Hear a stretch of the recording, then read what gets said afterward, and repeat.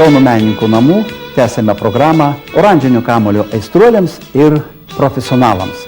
Praėjusioje laidoje mes pirmą kartą supažindinome jūs su 16-mečiu Linu Kleiza, kai drauge su Lietuvos rinktinė iškovojo Europoje 4 vietą. O kas stovėjo šalia Lino?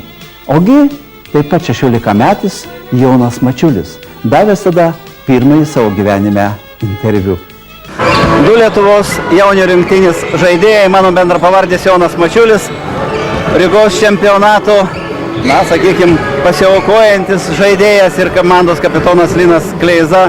Taigi, Jonai, pirmiausia nuo tavęs, kadangi vis dėlto, jeigu ne tavo trauma, rungtynėse su Jugoslavija turbūt būtume išplėšę pergalę. Turbūt būtume, bet tai pamaišė man traumą.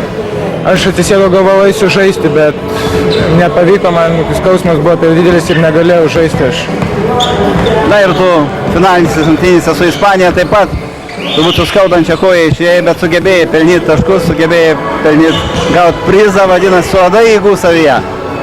Radau, treneris per ilgąją pertrauką pasakė, kad jeigu norim laimėti, mes turim kautis iki kraujo. Todėl aš sakau, padariau apšilimą gerą, sakau, treneri, jeigu reiks, aš eisiu žaisti. Treneris pasitikėjo ir išleido mane.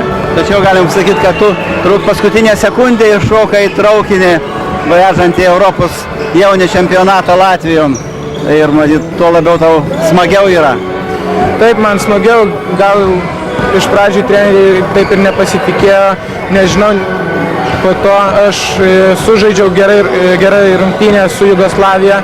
Šiandien pasitikėjo ir išleido prieš Ispaniją. Aš tikiuosi, kad jų neapvyliau. Ką padarysiu, gavau 5 pražangą. Metė baudas, abidvi sumetė. Tai irgi.